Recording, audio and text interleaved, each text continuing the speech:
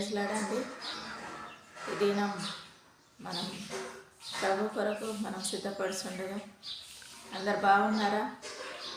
ఈ దినాన్ని ప్రభు మీకు క్షేమంగా మలుచునుగా. కానీ ప్రతిరోజు మేము ప్రార్థనలో మీ అందరి కొరకు ప్రార్థన చేస్తూ ఉంటున్నాం.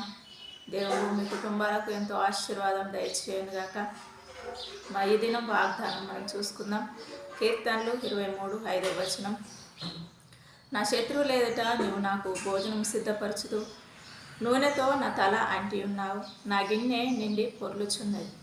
ఇక్కడ దావీదు మహారాజు తాను పడిన శ్రమలన్నిటిలో నుంచి తన యొక్క సింహాసనాన్ని కూడా శత్రువులు తరుముచున్నప్పుడు తీసివేయాలనుకున్నారు.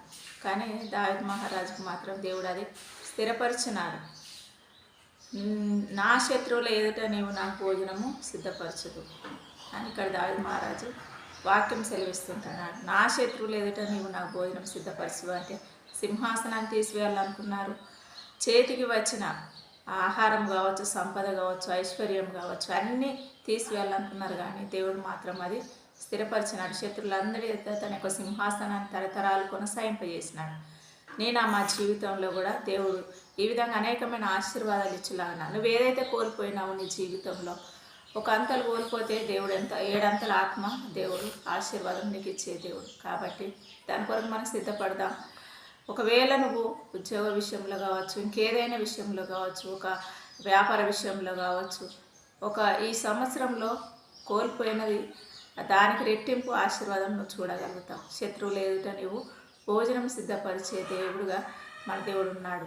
అంత గొప్ప దేవుడు మనకుండగా మన దేనికోసం దిగులు పడకూడదు, భయపడకూడదు. ఈ దినం దేవుని వాగ్దానం మనందరం రిసీవ్ చేసుకుందాం. దేవుడు దీవించునుగాక. ప్రార్థన చేసుకుందాం.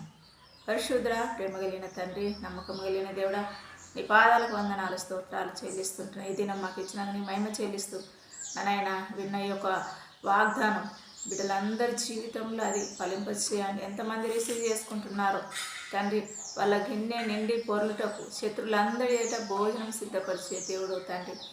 నాయన ఎంతైతే వాళ్ళ జీవితాల్లో కోల్పోతున్నారో అంతకు రెట్టింపు ఆశీర్వాదం ఇచ్చే దేవుడు. కాబట్టి ప్రభువు సహాయం దయచేసి దీవించమని యేసు నామములో అడిగి పెడుకుంటున్నాను మా తండ్రి.